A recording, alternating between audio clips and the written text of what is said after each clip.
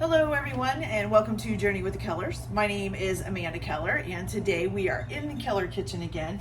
So today we are going to be making some pie from the Book of Pie. Today is going to be all about apple pies. I'm not sure how many we're going to get made. It's just going to depend on how much time I have and how much time this takes. So we'll see. There's like 4 different versions of an apple pie in here, and I'm going to try to make a couple different versions of crust so that you guys can kind of see different crusts that can be made and all of that, and different ways of putting toppings on your pies as well. So let's get started. So our very first pie that we are going to make today, it's just called the apple pie. So it's just a regular apple pie. This one though, we are going to make it with a gingerbread pie dough for the bottom, and then we're going to do a different dough for the top because we're going to do a little bit of a different, I kind of want to mix it up a little bit. So for our gingerbread pie dough, the first thing that you're going to need to do is you're going to need 8 tablespoons or a full stick of unsalted butter, and you need to cut that up into about 1/2-inch pieces, okay?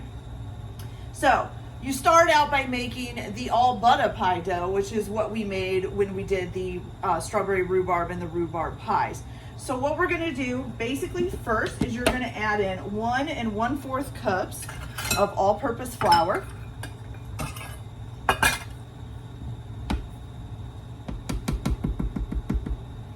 Okay, there's 1 cup and 1/4 of a cup.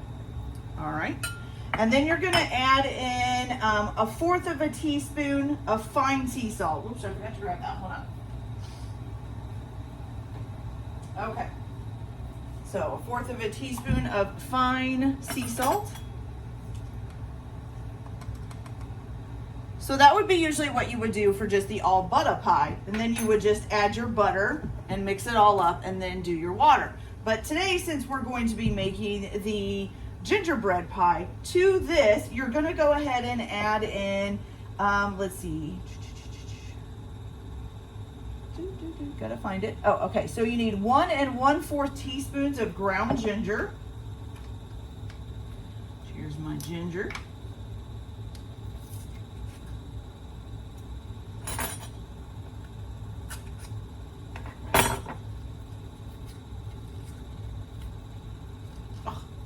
Oh, if I could get it open easier. There we go. Okay. So you need 1 1/4 teaspoons. Check that it's correct. Yes, it is. Okay. So 1 teaspoon here and 1/4 right there. Okay, good. Then you're also going to need to add 1 teaspoon of ground cinnamon.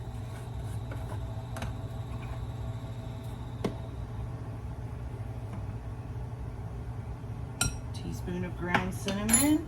Then you're going to add 1/2 teaspoon of ground allspice.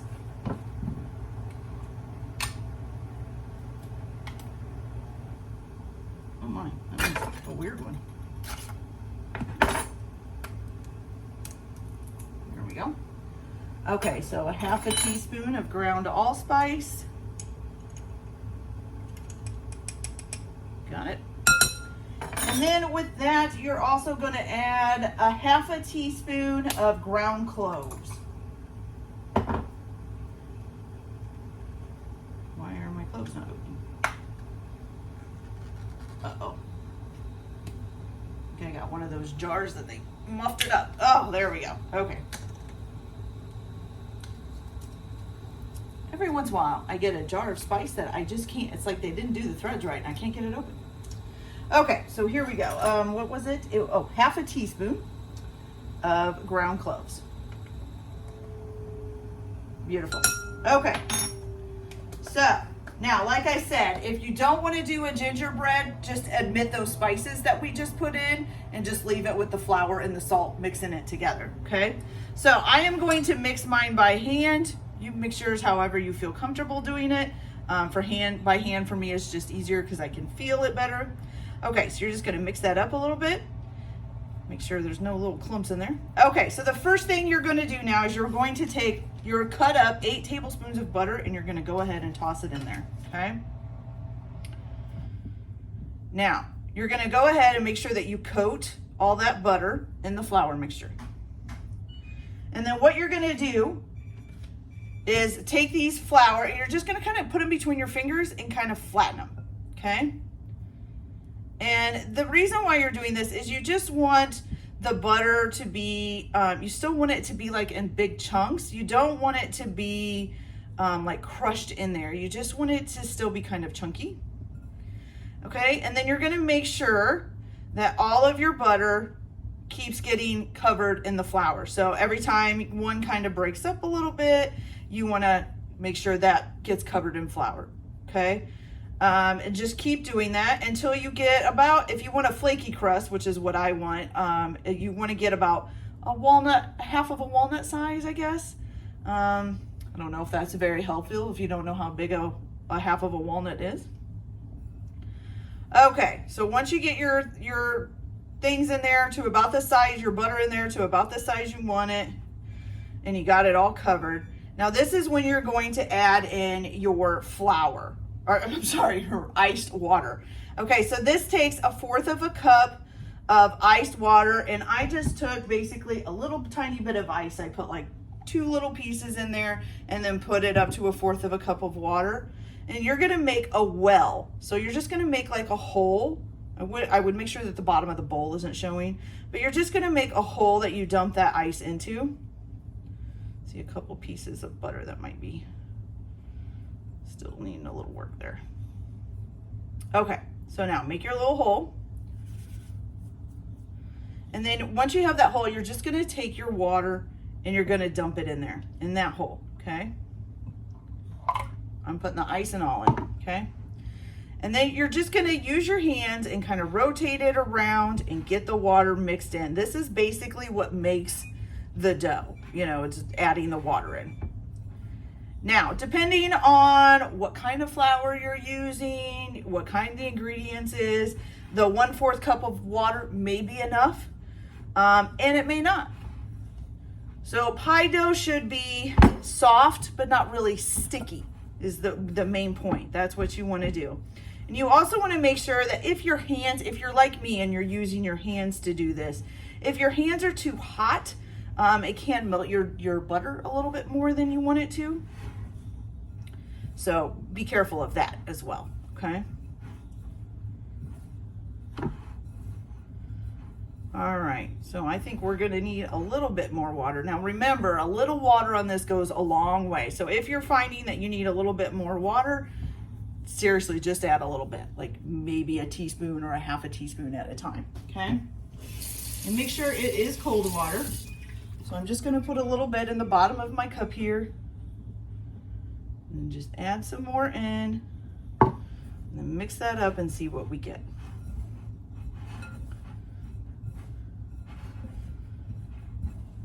Now, a lot of people are afraid to make pies. I know a lot of people in my family are like, oh my God, how can you make a pie from scratch? It's not the pie that's so difficult, it's the fear of the dough. I mean, seriously, people really worry about making pie dough. It doesn't bother me that much, I guess. I don't know what the big fear is. Oops. Oh, that's a piece of ice. So I guess, for me, it's a challenge. It was a challenge for me to try to learn how to do it. And so I did, and you know, just been doing it ever since. So, but I just say, don't be afraid of it. Even if you do screw it up, which you inevitably will. The first time I made a pie, it didn't come out perfect at all. So if you do screw it up, go buy a pie, go buy an already made pie crust and use it. Or have a already pie crust on hand that you can just use if you're making one from scratch and it doesn't work out, then you've got that handy. All right. So I think because of all the spices and stuff, it's taken a little bit more water, which is fine. Just trying to be careful that I don't melt my butter too much.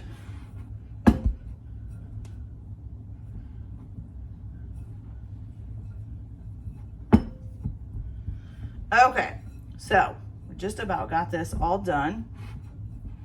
It's looking good. And just remember too, pie dough is actually fairly easy. You know, it's basically flour and salt and butter and water. And then, you know, if you're making a specialty dough, it might be a different kind of flour. Or if you're making like this, which is a gingerbread dough, you might be adding spices to it. But generally, dough is fairly easy. I think what most people get wrong is, you know, how mixing it up. And then of course, you know, a lot of people don't like to roll it out and try to form it. And I can understand that. Whatever, you know, if you want to cheat or not even cheat, I wouldn't even call that cheating because I've done it myself. But if you want to do it the easy route and get one already done up and pretty much rolled out where you just got to roll it maybe a little to fit, more power to you. Pie is pie. It tastes good to me. I don't care. Okay, so once you've got this nice and into a dough, see, so it's nice. It's a very soft dough, but it's not sticky. If you see, it's not sticking to my hands. It's not doing anything. I have to kind of really press anything I find outside of it in there to get it to stay, okay? So what you're gonna do with this is take it and wrap it in saran wrap and put it in the refrigerator for about 30 minutes. And I'll be right back, and I'm gonna make the other crust that I'm gonna use to kind of make some decorations on the top, okay? So I'll be right back. All right, you guys, so now we've got the, I just forgot what that's called. It's not a graham cracker dough. The, gingerbread dough. I'm sorry. We've got the gingerbread dough in the refrigerator. Now, I did want to tell you too, if you don't want to use, and I don't know that I'm going to use both of these crusts on one pie because of the way I'm going to do it with the topping. I may only need one crust and just the scraps from that crust. So we'll see how it goes. This may end up being just graham cracker, but I'm making this whole wheat crust to make cutouts on top. And so instead of a whole just pie crust covering over it, I'm just gonna make cutouts out of it. So like I said, if there's enough scrap dough left over from the gingerbread one, I'm gonna do that. But I wanted you guys to see different ways, different crusts that you can make, okay? Also, if you don't wanna do a gingerbread crust or you don't wanna do whole wheat crust or any of that, you can just always do the all butter crust, just double it so that you have two pie crusts, because on an apple pie you need one for the bottom and one for the top. You can also do that for the gingerbread crust if you want to do gingerbread on the top and on the bottom of the pie. Just double the recipe and make two pie crusts, okay? So let's go ahead and do this. So for the whole wheat crust, which I find kind of funny because it's not technically completely whole wheat, and she says that it is possible to make 100% whole wheat flour, but it requires a lot more hydration than just using some flour and some not. She also recommends using whole wheat pastry flour is what she calls it, I think. Yes, whole wheat pastry flour, which I found is called unbleached enriched artisan bread flour. This is by Bob's Red Mill. I found this at Walmart. And I did look at it, it is whole wheat. The whole wheat pastry flour is higher in protein and stuff like that. So, okay. So the first thing you're going to do is you're going to start out with 3/4 of a cup of all-purpose flour. Okay. 3/4 of a cup of that. And then you're also going to start out with 3/4 of a cup of your wheat pastry flour. Okay. There we go. Okay, then you're going to go ahead and add in 1/4 of a teaspoon of fine sea salt. 1/4 of a teaspoon. Okay. Oops, dropped it. And then you're going to kind of mix that up. Okay. Not kind of, but mix it up. Okay. And then I forgot to cut up my butter. So you're going to go ahead and cut up your butter here. And I forgot my ice water. Well, let's get some of that too. How much do we need for this? Is it a different amount? Nope, still 1/4 of a cup. So just get a couple of ice cubes in there. Oops, going on the floor. And 1/4 of a, oh, the cat's gonna play with the ice that went on the floor. Okay. All right, so same thing. We're gonna go ahead and we're gonna toss in the butter. And I think my knife still has some of the spices from the gingerbread. So we might get a little bit of a gingerbready spice in our whole wheat. That's all right. All right, so there, and you can, oh, that's another idea too, just so you know. The spices that we added to the all butter one to make the gingerbread, you could also add those into this instead, into the whole wheat, and you could make a gingerbread whole wheat. So you can add those spices into any of the pastries, just add it into the flour mixture before you add the butter in. Okay, so same thing for this. We're gonna cover the butter all in the flour and kind of mash them a little bit. Make sure they stay, make sure they stay covered. Get some little smaller pieces here. Make sure those are covered up. Just keep doing that for a little bit. Okay.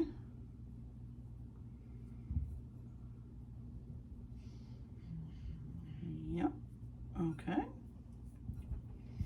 All right, so we've got good sized little pieces of butter in here, and they're all covered in flour and looking good. Okay, so same thing as before. You're gonna make a little well in the middle, and you're gonna dump your, I'm not gonna put the ice cubes in there this time. You're gonna dump your water down in there, and then just mix it up in there. And keep mixing until you get a nice, soft but not sticky dough, okay? And as you can tell, if you can hear that music playing kind of in the background, one of my children is up now. They really don't know how to be quiet. Okay, so I can already tell that we're probably going to need a little bit more water, and that's fine. That's absolutely normal, so don't worry about it. If you're thinking, oh my God, it's not mixing up, you just add a little bit more water, okay? All right. Add a little bit more. Same thing. Now remember, just a little bit at a time, because a little bit will go a long way. Usually probably do about a half a teaspoon to a teaspoon at a time. And you're just going to mix this up.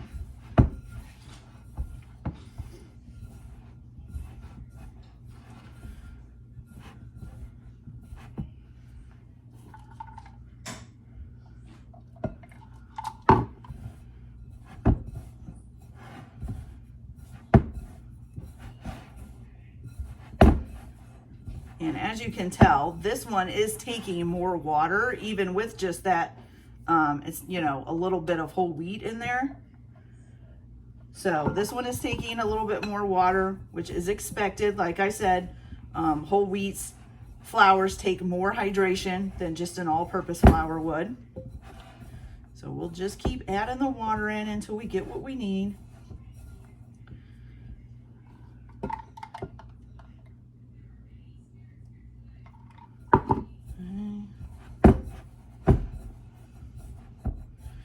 And it all depends too on what brand of flour you're using. I mean, there's all kinds of factors that come into it. But eventually you will get a dough. Because I mean, what else is flour and salt and butter and water gonna make but a dough? All right. Well, we're still gonna need a little bit more water. Okay.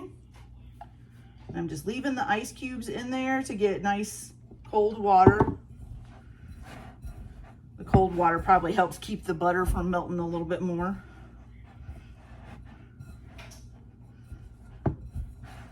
Okay.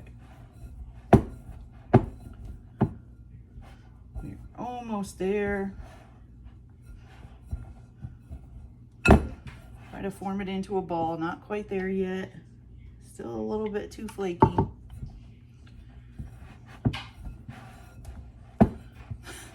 My cat is playing with that piece of ice that went on the floor. It's banging all over the floor out here. So if you hear a little clunks, that's what it is. She's fascinated by ice. She don't eat it, she just plays with it. Okay, a little bit more. I swear we're gonna get there, okay? All right, starting to form up.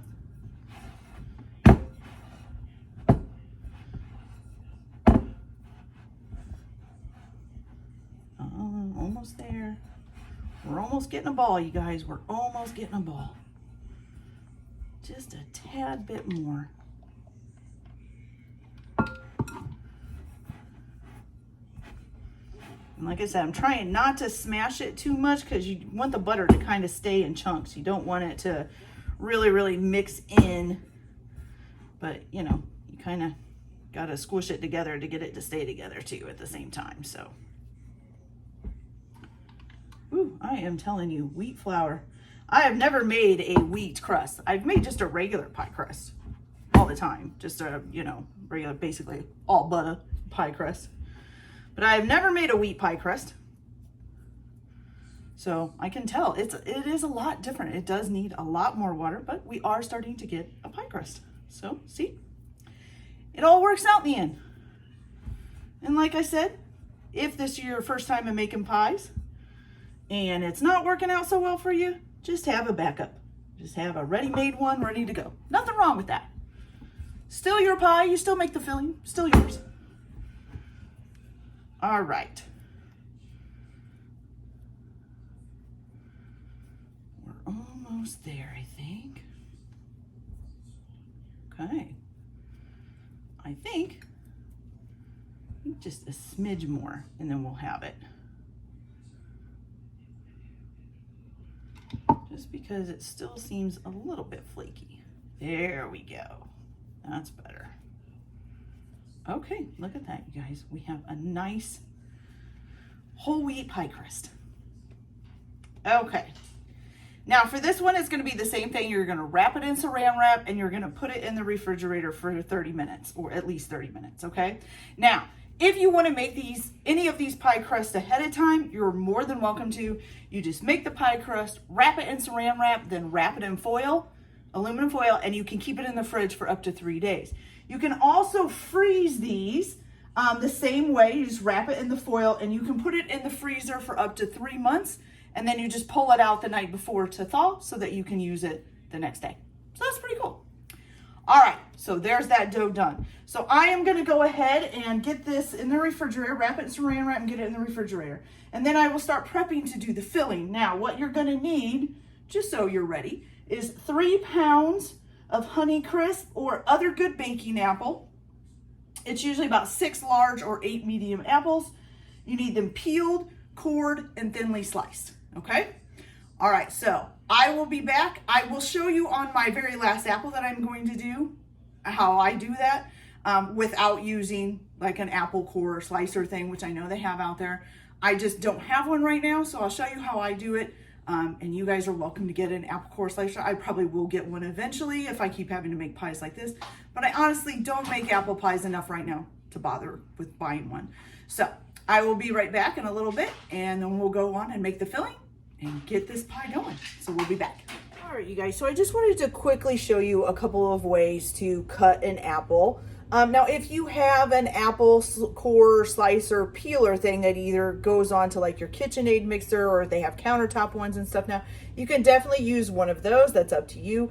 If you don't have one of those, which I don't, I did have one a long time ago, but I quit using it, so I got rid of it eventually. But I do have the manual apple core slicer. So the first way I'm going to show you, I call it my mom's snack way. So when I was a kid, my mom would cut up an apple and put peanut butter on it. I'm sure other people had other stuff on it besides peanut butter, but that was like a snack that we had. And so the way that she would cut them was just cut them in 4 parts. You do 2 long sides and 2 short sides, okay? And there you go, you got the core out, so it's cored. Now for peeling it, so for these smaller ones, it's pretty simple. You just kind of stick your knife up under there, between the apple and the peel, and just peel the peel off, okay? Easy, right? Okay. And then you just lay this on the counter or table or cutting board or whatever you're using, and then just cut it into thinner slices. Okay, simple. For these, now you could just go ahead and try to peel this, but because it's such a bigger shape, I usually cut them in half, okay? Same thing, just peel the peel off, go in between the apple and the peel, and just peel that right on off, okay? And then cut that part into slices, okay? So that's pretty simple. Does it take a little bit longer than using something that does a lot of that for you? Sure. But, you know, if you don't have it, you don't have it. Now you can also, if you have one of these manual apple core slicers, you can use that too. So you basically, now you do have to watch. So see, like this apple kind of sits crooked. So the top is, or the stem is facing a little bit towards you guys.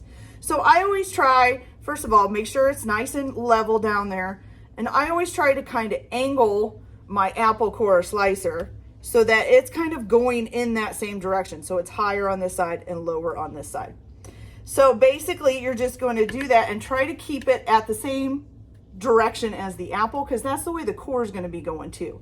And you just push down and go all the way through. Now this does take some strength, okay? And then you're just going to pull these out. Okay? And then you just push the core back through and toss it away, okay? And then it's the same thing as what we did with the ones we just hand cut. You're just going to peel it off right in between the apple in the peel. And then same thing, just slice this into little slices and add it to your apples, okay? So I'm gonna finish these up and then we'll get to doing the rest of the filling. So I'll be right back in just a few minutes. Okay, you guys, so now that we've got our apples all cut up, what you're gonna do is you're going to go ahead and put them all in a pan and leave it sitting on your stove. And then you're gonna add to this 3/4 of a cup of packed light brown sugar.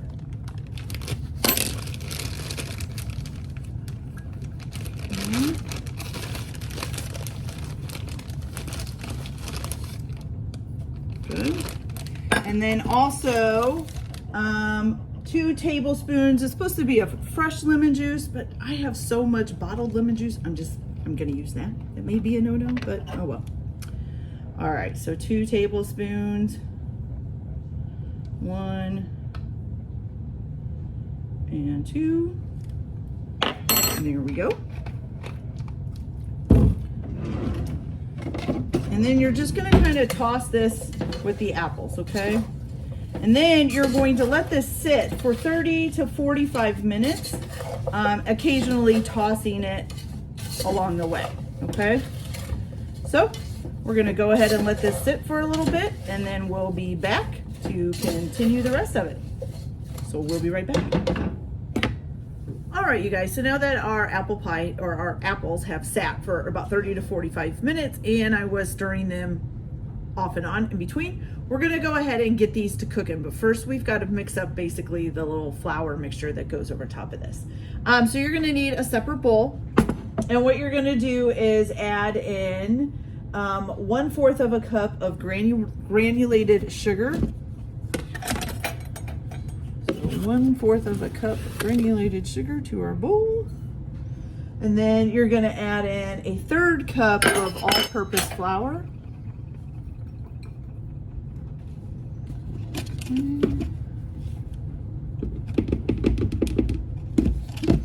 a 1/3 cup of flour. And then you're also gonna add in 1½ teaspoons of ground cinnamon.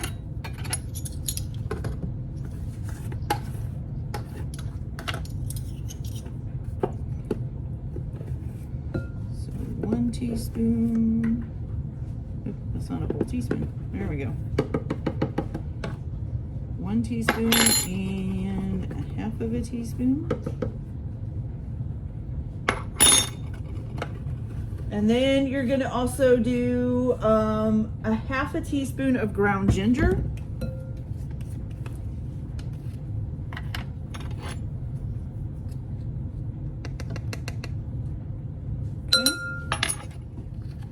And then 1/4 teaspoon of freshly grated nutmeg. Now, of course, I can't find just nutmeg around that I can freshly grate, so we're just going to use 1/4 teaspoon of ground nutmeg, okay? All right, and then after that, oh, and then you need some sea salt here, some fine sea salt, which you're just going to put in 1 teaspoon of fine sea salt. Okay, good. Now you're just gonna stir this up real quick. I know I'm using my hands, I forgot a spoon. That's all right. Okay, so put that in there. And then you're just gonna sprinkle this over top of the apples. And then mix it up, okay?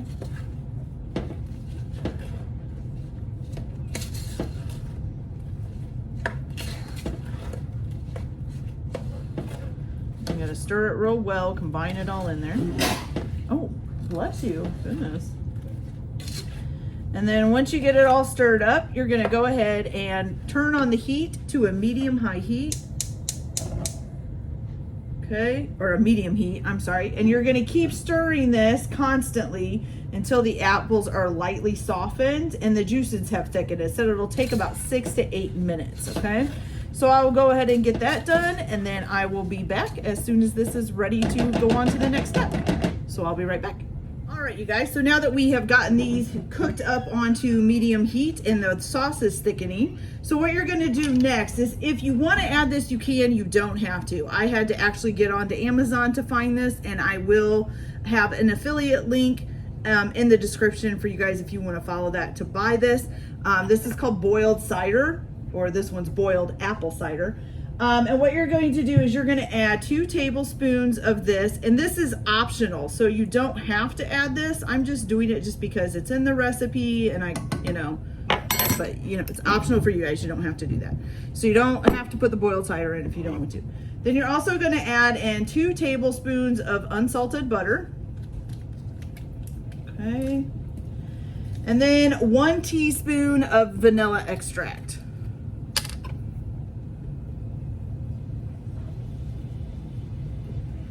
Okay, you're gonna put that all in there.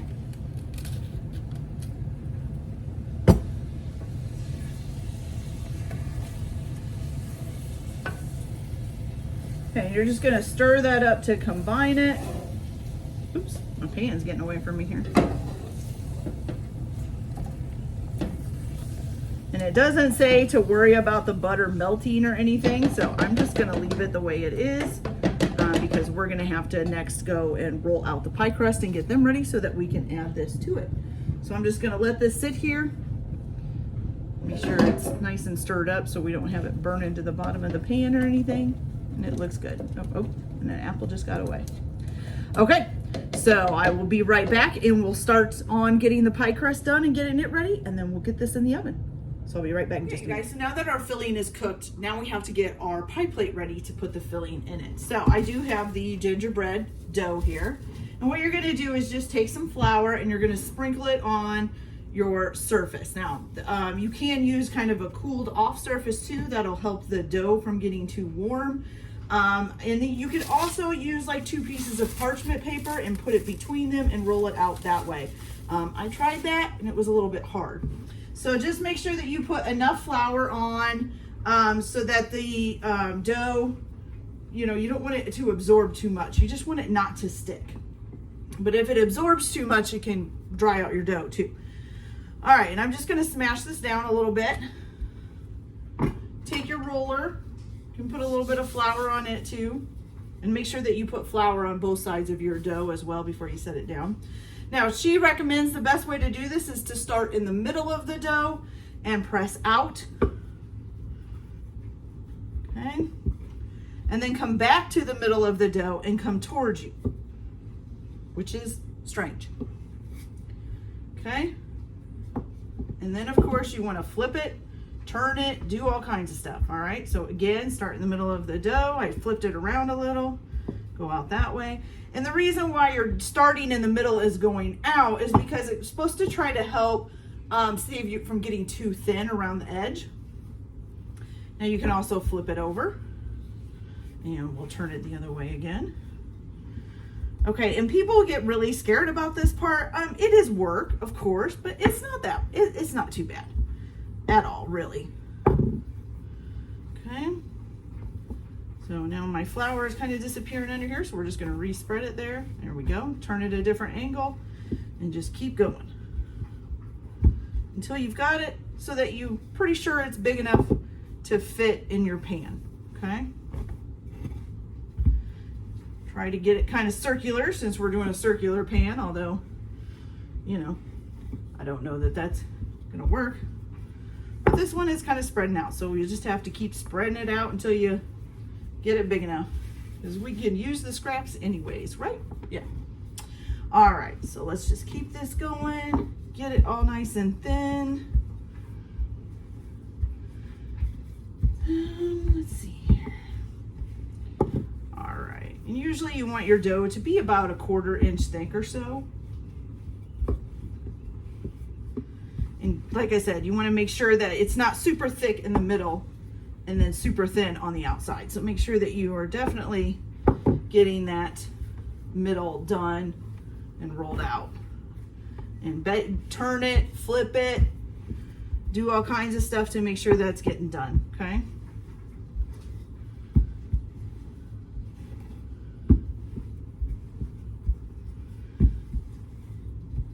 And if you get to a point where, let's say you're rolling it and it doesn't really look like it's getting any bigger, it just looks like it's kind of rolling out and bouncing back, then you can just let it rest for a few minutes.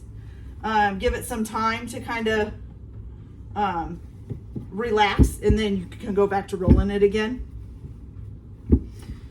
All right, so I think maybe a little bit more. Oh, we're getting a little bit sticky here, so let's kind of move the flour back over. Maybe even add just a little bit more. Okay, there we go. So get it to go a little bit more this way and that way, and then a little bit more this way. Oops, we just put a crease in it. There we go. And that way. There we go. Okay, so I think we get to use just this one dough. Looks like there might be enough extra to use some cutouts, for cutouts for the top. Okay. So I'm just kind of guesstimating. You want to, if you put your pie pan and everything, you got to realize it's going to sink down in there. So you want to make sure you got enough leftover room, which looks good. Okay, so what you're going to do is basically take your roller and put it at the edge and just kind of roll your pie crust up onto it. Oh, we got a couple sticky spots. Okay. Just roll it up onto it. Doesn't have to be real tight. Bring your pie plate over and then set it on the edge of the pie plate. Now, since mine is kind of all wonky, it's not a perfect circle, I'm going to make sure that the one edge is completely covered. Okay, and just unroll it. Now for me, I always have like little pieces where it's not connected and there's like little holes. I just connect them together. I'm not going to worry about it. Okay, push this down in here. Get it all nice and settled. I just kind of lift up the edge a little bit so that it can get down in there, and then place it back in. And then if I need to fix up a hole, we just kind of fix it up. Okay. And those holes are basically just where it wasn't, it had kind of come apart as I was rolling it, so it's not closed up right there. So you're just going to close them up. No big deal. Okay. There you go. One gingerbread pie crust. Now, what we're going to do is go ahead and cut these edges off. You want to leave just a little bit, not too much, because you can leave a little bit to do, your crimping and stuff. So you just want to make sure like the edge is covered, but the rest of this, all this extra stuff you can cut off. And like I said, we're going to use this extra stuff to make our top for this one. And you can do all kinds of things for topping with a pie, all kinds of designs. You can do cutouts to do different shapes on the top of it.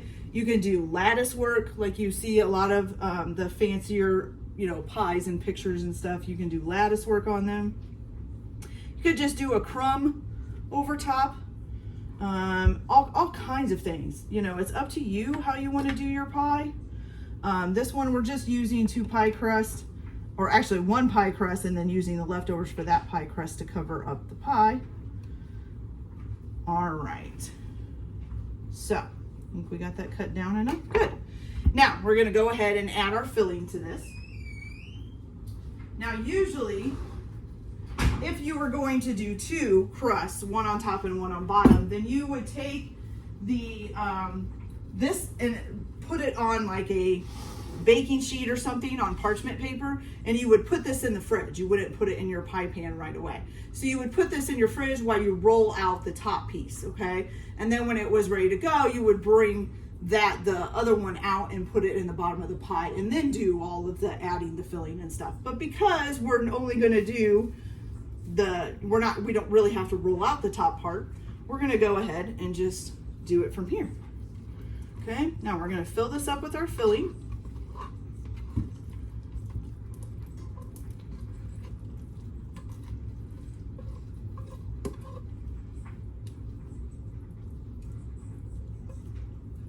Which our butter is gone now. It's nice and melted. All right. Roll that out a little. Smells delicious already. Okay, so there's that. We have a couple little pieces of apple stuck to the spoon. There we go. Okay, and like what I said, for the top part, what we're gonna do is I have a couple of just little cookie cutters in here. You know what? I'm gonna do a Batman. It's one of my kids and husband's favorite. So we'll just do that. So you can just use the scrap pieces again, form it back into a ball if you want. If they're already laid out enough, you know, if they're already pieces that you've rolled out and they're big enough, you could just leave it the way it is. Okay, make sure you get flour on both sides. There we go. All right, and let's just roll this out real quick. Okay. Oh, flour enough. There we go. Flour, a big enough area. There we go. Okay.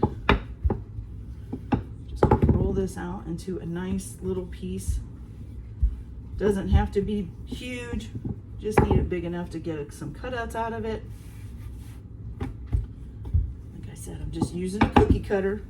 You want to design your own if you're creative that way and you want to, you know, just cut some shapes out, you can do that. You could just do some circles, all kinds of things. All right.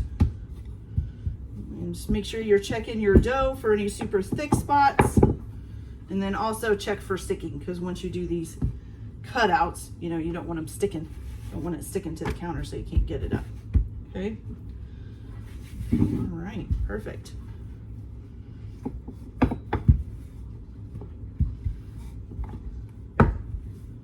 Okay. So we've got enough room to do a couple cutouts. So we're just going to take our cookie cutter. Oops, make sure I got it right side up. I do. Okay. And just cut them out. Now, because this is dough, it's not going to be quite like cookies, but look at that. We got one little Batman symbol. Woo! All right, so we're going to just place that on top of the crust, or on top of the apples, okay? And you're just going to, you don't have to close it up. They don't have to be tight fitting, because if you were just going to put a whole piece of dough over top of this, then you would have to cut vent holes anyways. So yeah, so it doesn't have to be, you know, real tight fitting or completely covered up. I think this is going to be great. And then because we already made the wheat dough, we already have a dough made for our next pie. So that's awesome. So while this one is cooking, we can make our next one.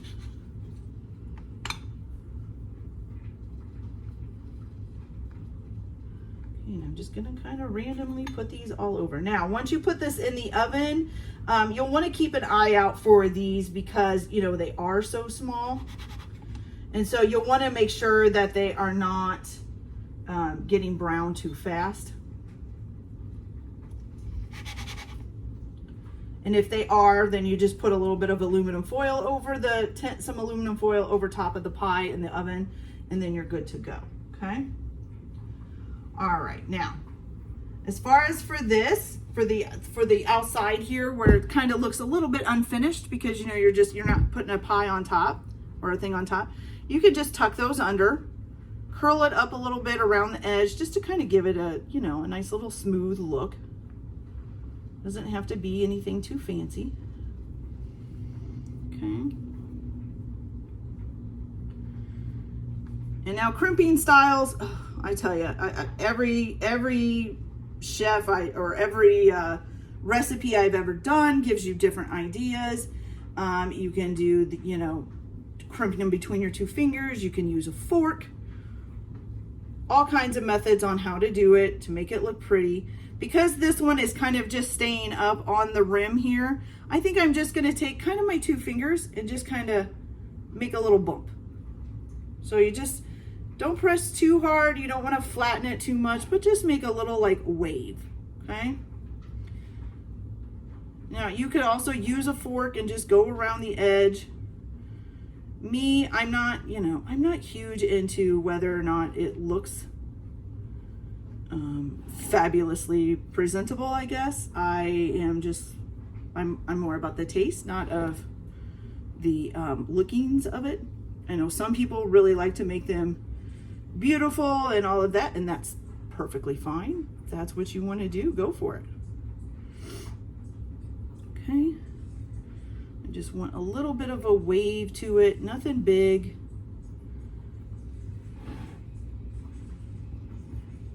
I'm actually making them pretty far apart. Okay. All right, so now we got that done. So look, we have a little Batman pie. That's so cute. All right, so now for cooking this, let me grab the book here. Okay, so you're going to preheat your oven to 400 degrees. Okay, so you're gonna put it for 400 degrees. You're supposed to put your rack on the lower third of the oven, and also put like a cookie sheet or a baking stone or something on the bottom to heat up with it, which I will put in here in just a minute. And then once you're going to do this, it says to chill the pie in the refrigerator uncovered for 15 minutes or up to 30 minutes. So while this is preheating, I'm gonna go ahead and stick this in the refrigerator to chill for a few minutes while it's preheating, because that'll probably take about 10 to 15 minutes.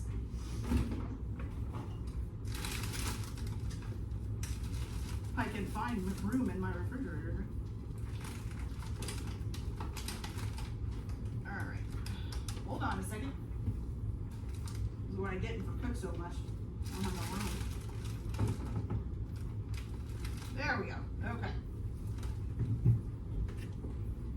All right, so we'll just leave that in there while it heats up, while the oven heats up. And then what you're gonna do is you're going to take it out of the refrigerator and you're gonna make a little egg wash. So you're just gonna take 1 egg and 1 tablespoon of water and kind of beat it together. And then you're going to brush the top. Now, if you're doing a top crust, since we're just doing little Batmans, I'm just gonna brush the little Batmans with some egg wash. But you don't want to do the edges of the pie. So don't put egg wash on that because they tend to brown enough as it is. Okay, and then you can also sprinkle it with some, it says some turbinado sugar. I'm not sure what that is, and I don't have any. I'm just going to sprinkle a little of granulated sugar on mine. And then if you're using just a flat top crust, make sure you cut some vents in it. Okay, and then you're going to and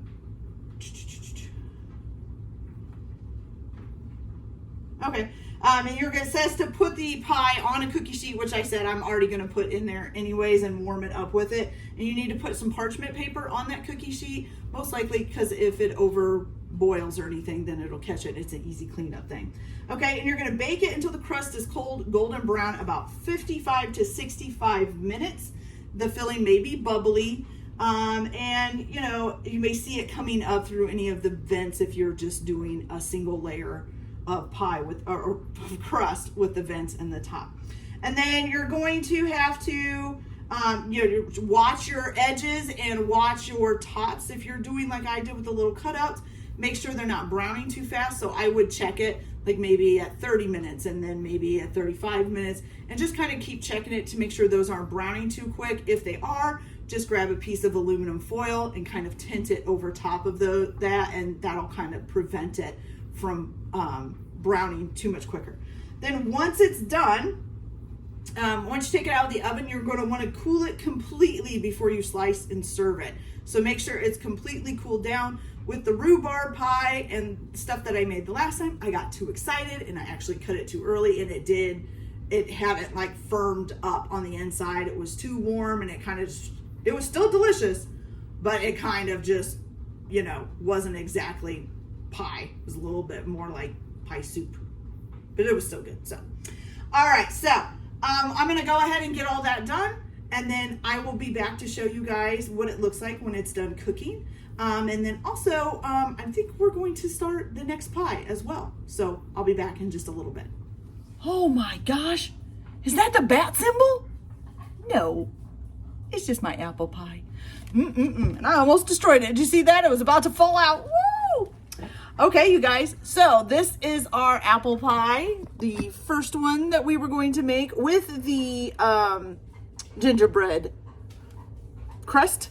And then I just cut little Batman figures into it, and it came out beautiful. So it is still cooling and setting and stuff like that, but I'm very excited about it. It looks very good. So I know we talked about doing other apple pies, but this one actually took quite a while, so I'm actually out of time to do the others. I will put them in the description of how to make them. Those are a caramel apple pie and an apple butter pie, which both sound delicious. There's also another one that was the author's personal favorite way of making apple pie. So I will put that in the description as best I can of what ingredients to substitute in. And, you know, most of it you would just follow the same instructions, but I'll put in there what she has in there. So I really like how this turns out, so that you can also use this part where you take scraps from the pie crust, and you can use it to make little snacks and stuff as well. You don't necessarily have to put them on a pie. So I just thought this was a really awesome way to kind of decorate your pie. There's all kinds of things you can do for the top of your pie, some simple, some not. You can get into braiding, you can get into even doing like a little cookie dough type thing on top and do cookies. There's all kinds of things you can do with pie to make them look different, to make them look weird or not weird or whatever. So we will kind of keep exploring some of that. We probably won't get to everything in this book on how to decorate them, just because of time constraints for me to do it. If I do have time to do it, I will do it. But I may not get to every tiny little thing. I'll try to just keep adjusting the pies to make different decorations on top to kind of show you how to do it that way, as long as it asks for a top on the pie. So as we go along, we'll get through some of this, and if we don't get to all of it, then I may do just a video kind of describing some of the other things that we can do later on. Okay, so I hope you guys enjoyed this video. This pie looks delicious. I can't wait to try it tonight. Put a little whipped topping or some ice cream on it. Yum. All right, so you guys have a good day. Enjoy your cooking, and we'll see you later. Like and subscribe if you like, or don't if you don't. Bye.